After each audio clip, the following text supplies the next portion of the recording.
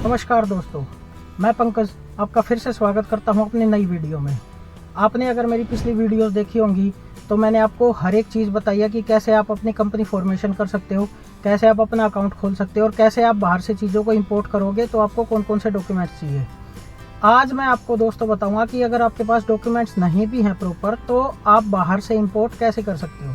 लेकिन ये सारी चीज़ें देखने के लिए आप मेरी वीडियो में बने रहिए, और अगर आप नए हैं तो पहले चैनल को लाइक कीजिए, सब्सक्राइब कीजिए और अगर अच्छा लगे तो शेयर भी करें। जी हाँ दोस्तों, अब बात करते हैं कि अगर हमें बाहर से अपने प्रोडक्ट्स मंगाने हैं, इंपोर्ट करना है तो हमें क्या क्या चीज़ें देखनी पड़ेगी, कौन कौन से हमें डॉक्यूमेंट्स देखने पड़ेंगे।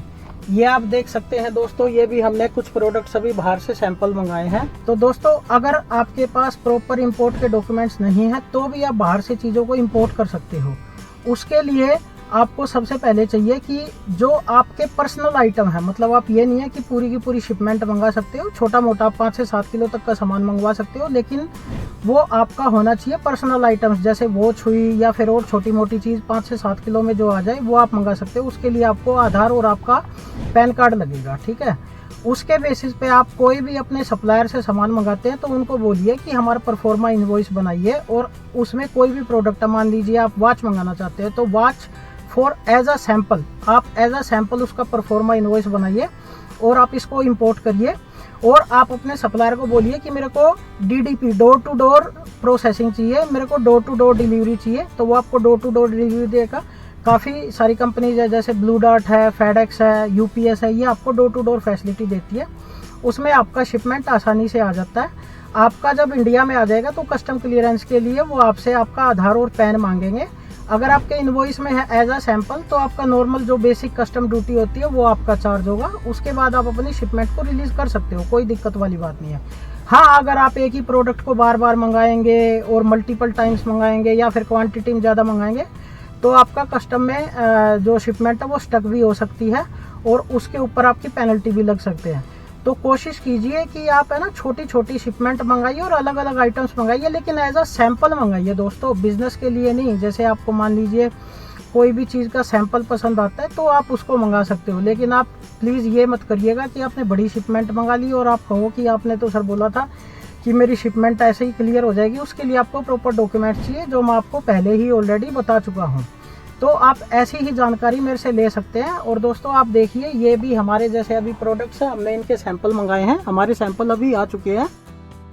तो ये अब हमारे सैंपल हैं जिनको हम अभी लैब टेस्टिंग के लिए भेजेंगे। जी हाँ दोस्तों, अब मैंने आपको बताया कि आप सैंपल एज अ कैसे इंपोर्ट कर सकते हैं, लेकिन कुछ चीज़ें होती हैं दोस्तों, ध्यान रखिएगा। मान लीजिए आप कुछ सैंपल मंगा भी रहे हैं तो सबसे पहले आप अपनी DGFT की वेबसाइट पे जाइए या फिर गूगल कीजिए, आप ये सर्च कीजिए कि कौन सा प्रोडक्ट आप मंगा रहे हो, उस पर क्या बेसिक कस्टम ड्यूटी लगती है और क्या चार्जेस लगते हैं, ठीक है।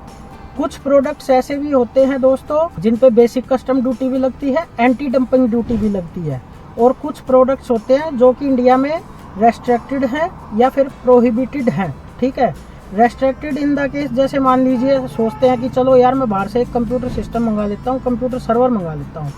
दोस्तों कंप्यूटर सर्वर रेस्ट्रिक्टेड आइटम है इन DGFT, तो आप प्लीज़ ये दोबारा क्रॉस चेक कर लीजिएगा। बाद में आप ये मत सोचिएगा कि यार मैंने तो वीडियो देख के प्रोडक्ट मंगा लिया और मेरा प्रोडक्ट कस्टम में स्टक हो गया।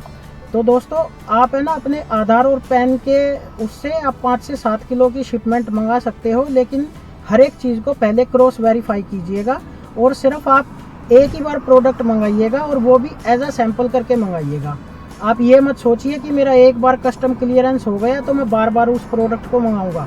उसके लिए फिर आपको प्रॉपर डॉक्यूमेंटेशन करनी पड़ेगी, जो भी इंडिया की लीगल फॉर्मेलिटीज़ है वो आपको कंप्लीट करनी पड़ेगी दोस्तों। ये सिर्फ आपका एज अ सैंपल एक बार किया जाता है आपके आधार और पैन पे। अगर आप बार बार प्रोडक्ट मंगाएंगे तो कस्टम ऑफिसर्स भी आपके आधार और पैन के हिसाब से आपकी सारी ट्रैकिंग हिस्ट्री निकाल लेंगे, फिर आपके ऊपर वो पेनल्टी भी इम्पोज कर सकते हैं अप टू 100%। तो दोस्तों आप ये देखिएगा कि आप कैसे कर सकते हैं, ठीक है। और अगर आपको रेगुलर कोई भी चीज़ मेरे से सीखनी है, समझनी है, या आप भी कुछ ऐसा मेरे को बताना चाहते हो तो आप कमेंट बॉक्स में आप मेरे लिए कमेंट भी कर सकते हैं, मैं डेफिनेटली आपके क्वेश्चंस का आंसर दूंगा। तो दोस्तों ये तो मैंने आपको बता दिया कि आप अपने प्रोडक्ट्स कैसे इंपोर्ट कर सकते हो। आपको पता ही है, हम आपको चाइना विज़िट भी कराएंगे, वहाँ की कंपनीज़ के बारे में बताएंगे, मैन्युफैक्चरिंग यूनिट्स दिखाएंगे। तो अब हमारी जो नेक्स्ट वीडियो होगी दोस्तों, वो हम आपको चाइना सीरीज़ एक स्टार्ट करके दे रहे हैं। आप उसको रेगुलर वॉच कीजिए, देखिए, ठीक है। हमारे साथ आप बाहर का एक्सपीरियंस कीजिए कि कैसे कैसे मैन्युफैक्चरिंग यूनिट्स वहाँ पे होती है, कैसे वहाँ का लाइफस्टाइल है। ये सारी चीज़ें हम आपको धीरे धीरे करके बताएंगे। लेकिन अगर आपको इंपोर्ट से रिलेटेड कोई भी इशू है, आप क्वेरी कर सकते हैं, मेरे को कमेंट्स में डाल सकते हैं। मैं आपकी प्रॉब्लम ज़रूर सॉर्ट आउट करेंगे। और बने रहिए आप मेरे साथ नेक्स्ट वीडियोज़ के लिए। धन्यवाद दोस्तों।